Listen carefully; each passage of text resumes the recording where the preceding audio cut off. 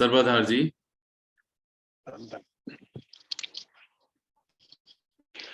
वो पारब्रह्म परमेश्वर जो इस पूरी कायनात का मालिक है, वो जगत पिता ईश्वर जो हम सभी के अंदर श्वास को संचार कर रहा है, जिनके हाथ हमारे जीवन की डोर है, सूर्य को ऊष्मा, हवा को शीतलता और हवाओं को गति देने वाले उन पारब्रह्म परमेश्वर जगत पिता ईश्वर के चरणारविंद में नमन करते हुए उनकी दोही वाणी, उनकी दोही बुद्धि और उन्हीं के दिए हुए विवेक से आज के विषय पर अपने विचार प्रस्तुत करने से पूर्व नारायण रूप संगत को मेरा प्रणाम, सभी को सादर नमन।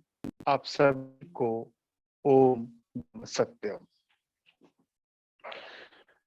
देवी सज्जनों, हम सभी अध्यात्म से जुड़े हैं, सत्संग से जुड़े हैं। ईश्वर की हम सभी पर असीम अनुकंपा है कि हम सभी को सत्संग का सानिध्य प्राप्त हो रहा है, सत्पुरुषों के वचन सुनने का, पढ़ने का स्वर्ण अवसर मिल रहा है। लेकिन जब से हमारे मन में जिज्ञासा उत्पन्न हुई है, बहुत प्रश्न हैं हमारे मन में कौन से हैं, जैसे कि आत्मा वास्तव में है कि जीवात्मा क्या है, वो सारे सत्संग में सदैव सुनते हैं। हम ये जानने का प्रयास करते हैं आत्मा का स्वरूप क्या है, जीवात्मा क्या है, जीव क्या है, जीव का इस देह से संबंध क्या है, और आखिर ये संसार क्या है। संसार है, संसार में आए हैं, फिर आते हैं 84 लाख योनि में जीव भटकता है। तो संसार क्या है, मेरा इस संसार से संबंध क्या है, ईश्वर परमेश्वर क्या है और ईश्वर से मेरा क्या संबंध है। अन्य कौन से प्रश्न है जो हमारे मन में कौन से रहते हैं, इन सारे प्रश्नों का उत्तर, हमारी सारी जिज्ञासाओं का समाधान पूज्य गुरुदेव ने हमारा किया है।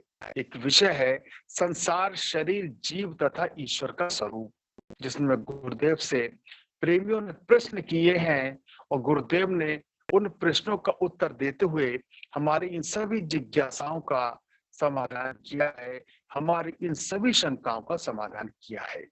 तो आज दास गुरुदेव के मार्गदर्शन के आधार पर, गुरुदेव से पूछे हुए प्रश्नों के उत्तर के आधार पर ही अपने विचार रख रहा है। विषय है संसार, शरीर, जीव तथा ईश्वर का स्वरूप। अब गुरुदेव से पूछा है कि हमारा संसार क्या है। हमारे हिसाब से संसार यही है जिसमें हम रह रहे हैं, चल फिर रहे हैं, अपना जीवन व्यतीत कर रहे हैं, यही संसार है। लेकिन वास्तव में संसार क्या है, गुरुदेव ने अध्यात्म के हिसाब से संसार की क्या परिभाषा दिया, कह रहे हैं संसार शकूक, शंका का समुद्र है। हमारे मन में जितनी भी शंकाएं हैं, इसका जो समुद्र है उसी का नाम संसार है।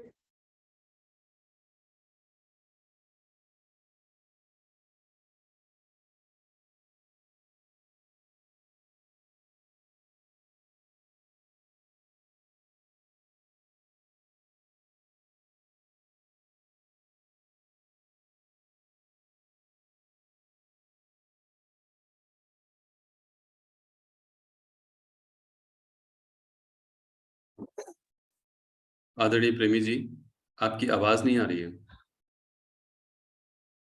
धन्यवाद।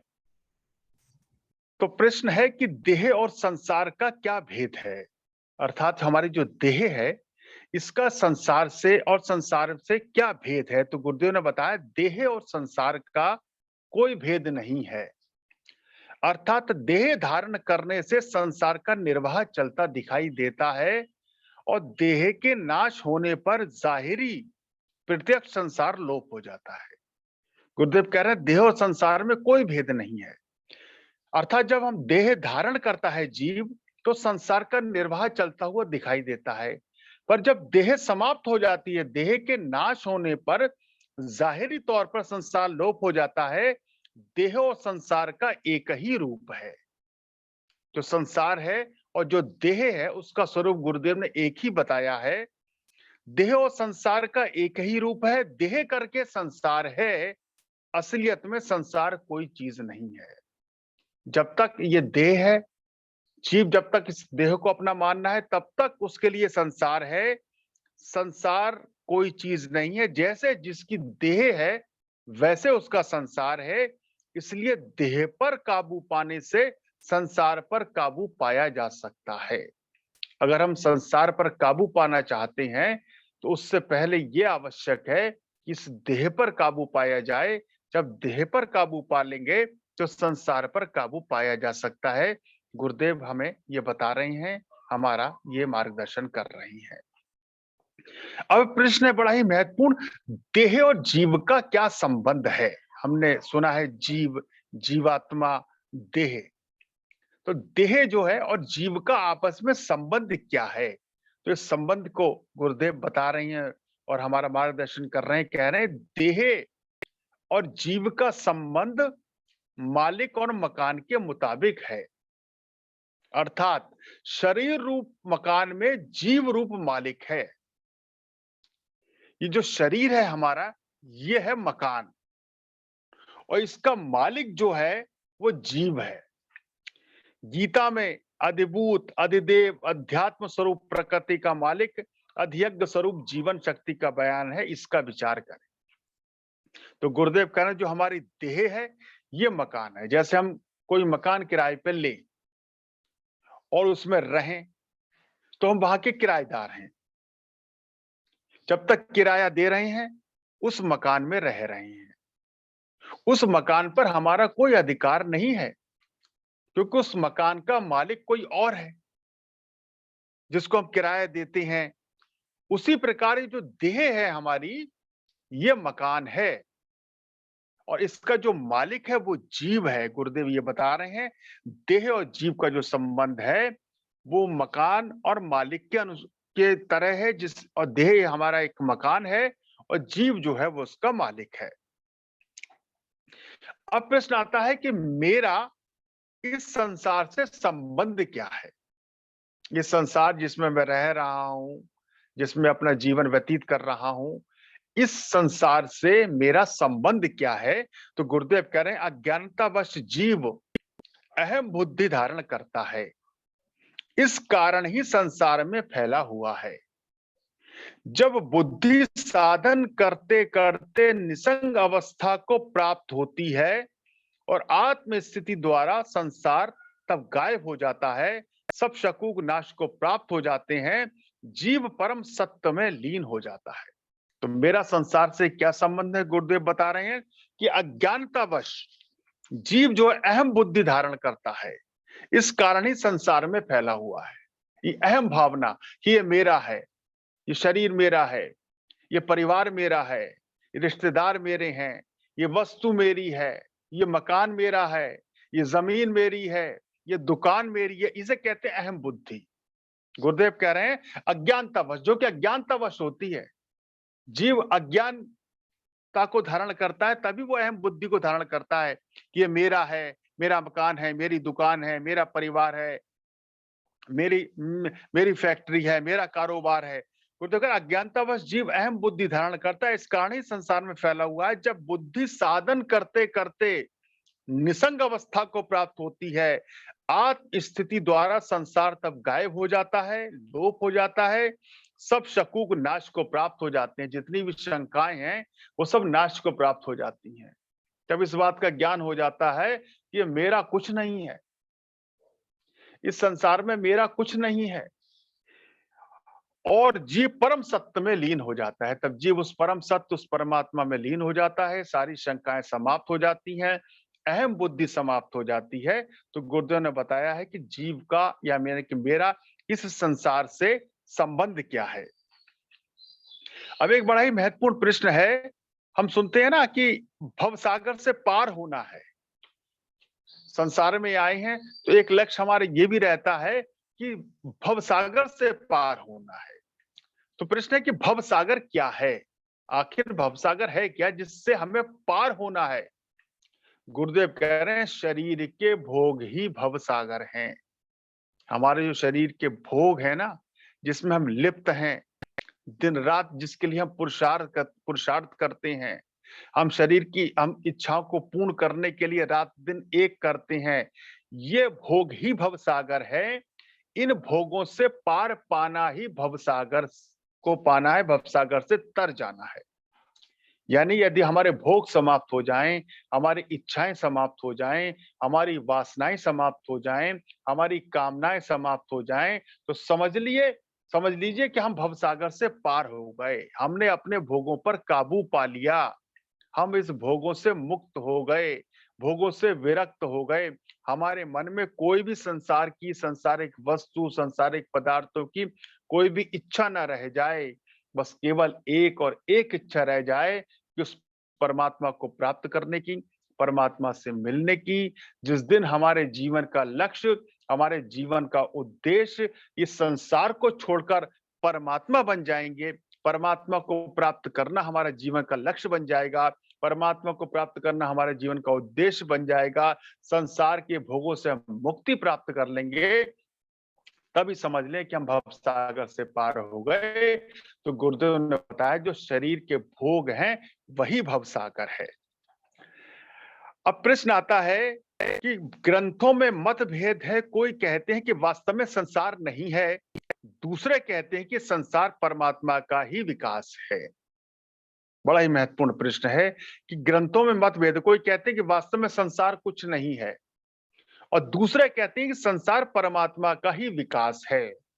तो इस प्रश्न का उत्तर गुरुदेव देते हुए हमारी शंका का समाधान करते हैं और कहते हैं, गुरुदेव कह रहे स्कूल या कॉलेज में एमए तक की क्लास है, नर्सरी केजी से लेकर एमए तक की क्लास है या उससे भी ऊपर की क्लास है, हम सभी जानते हैं।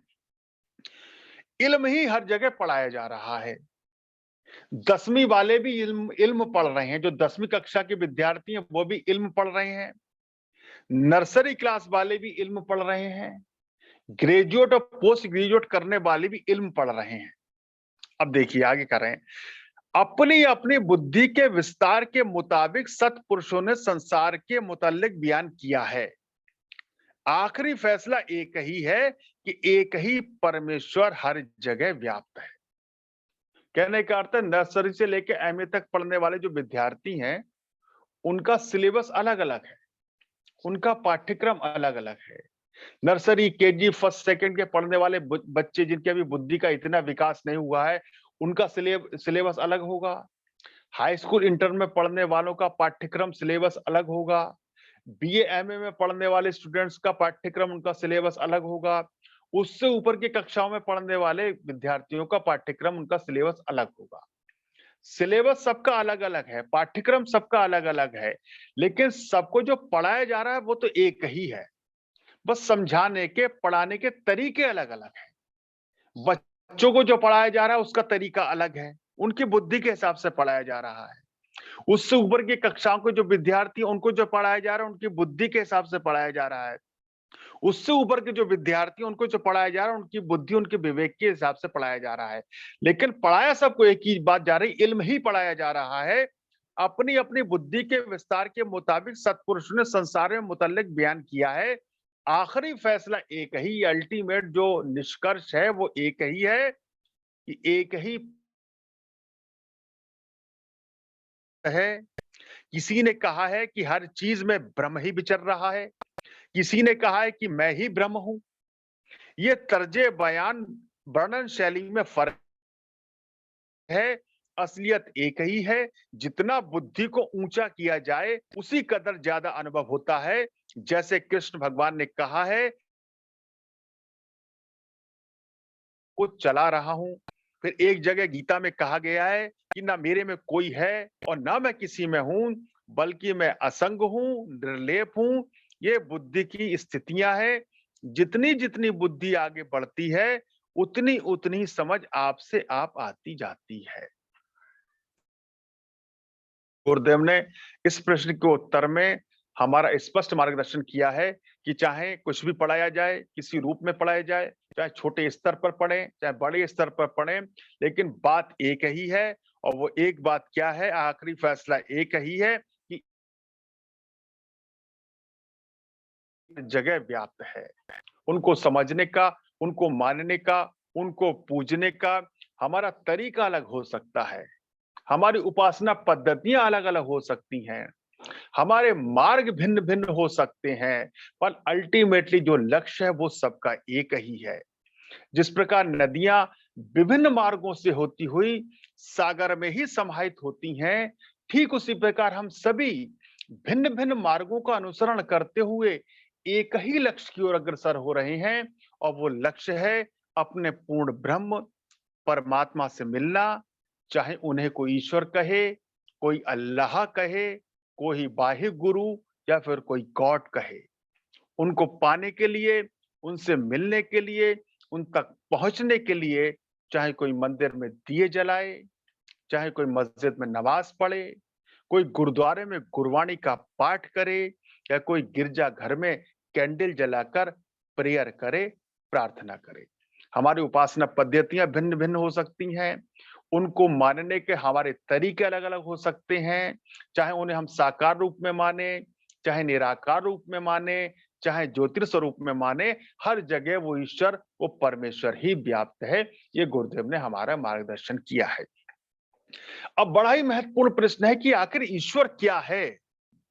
ईश्वर को हम सभी मानते हैं, ईश्वरी मार्ग पर चल रहे हैं, सत्संग में ईश्वर के बारे में चर्चा सुनते हैं, शास्त्रों में, ग्रंथों में ईश्वर की महिमा का अपार वर्णन किया है, तो आखिर वो ईश्वर है क्या?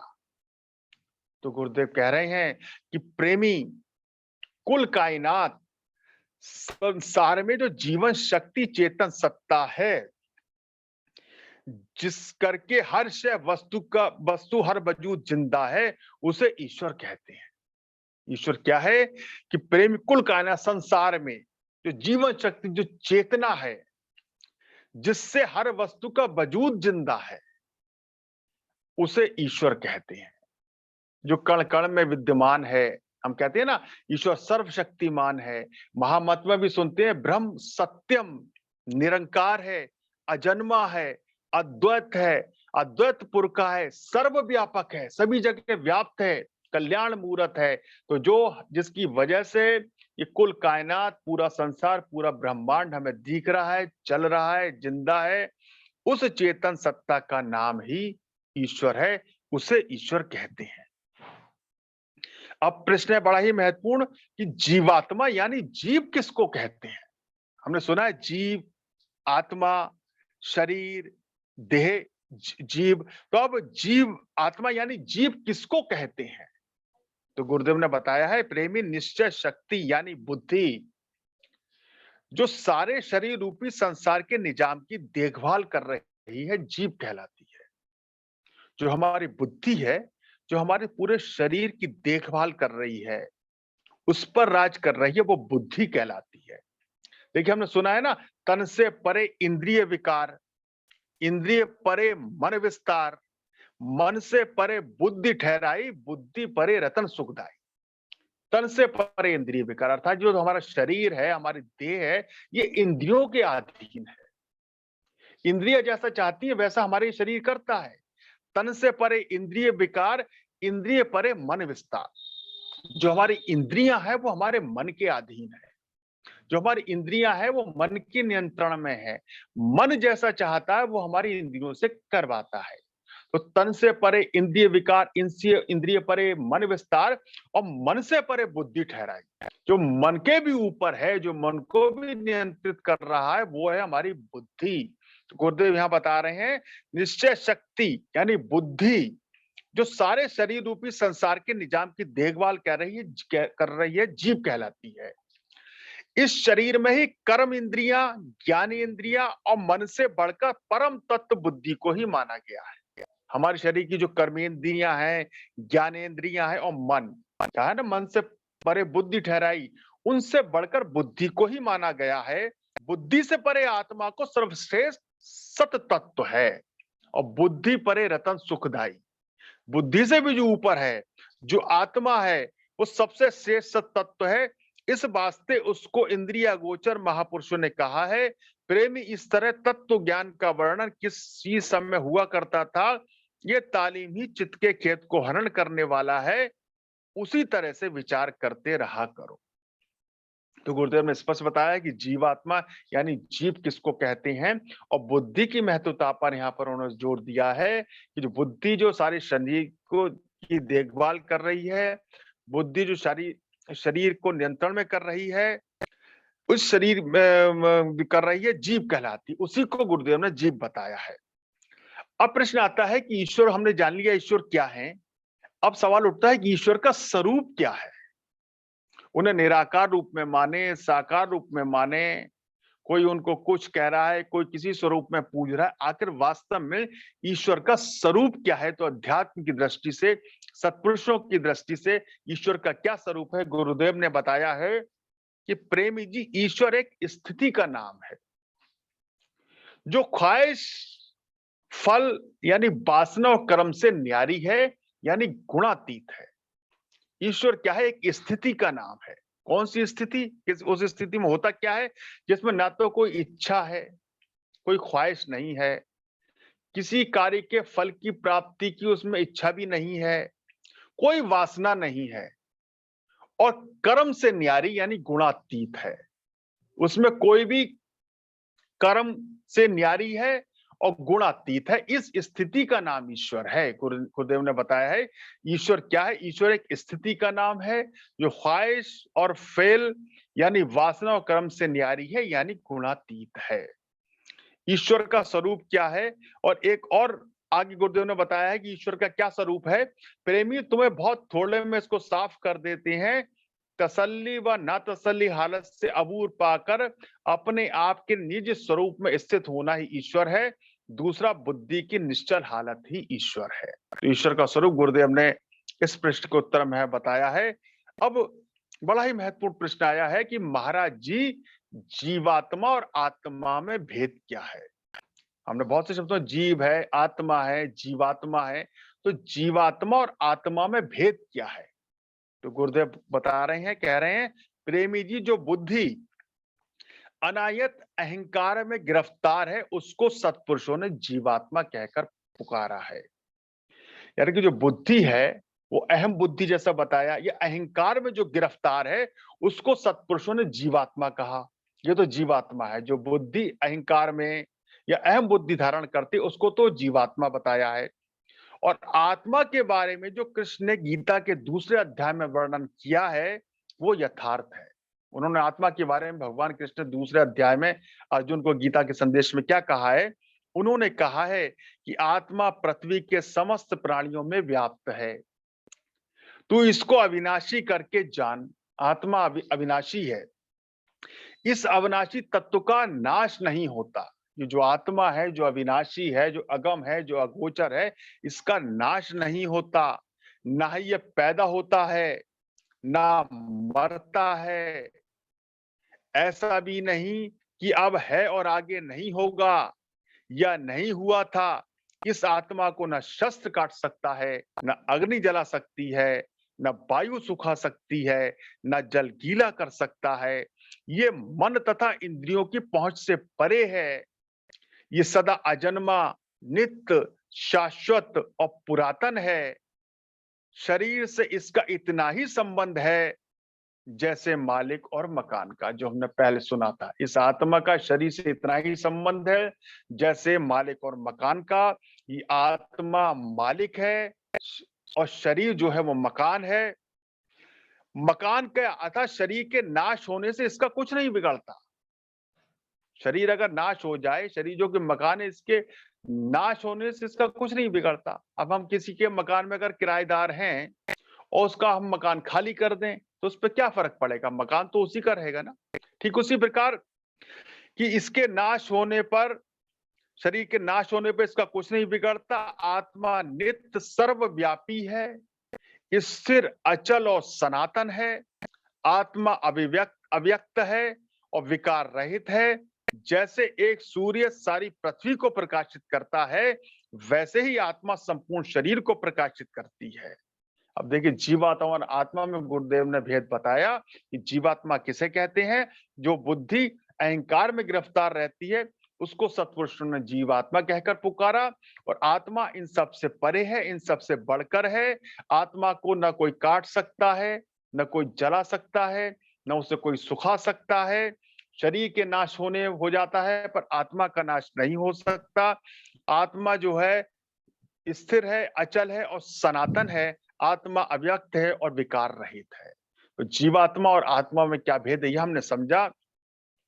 अब प्रश्न आता है कि ब्रह्म क्या है? महाराज जी, ब्रह्म किसे कहते हैं? उसे कैसे जाना जा सकता है? हम ब्रह्म को कैसे जाने?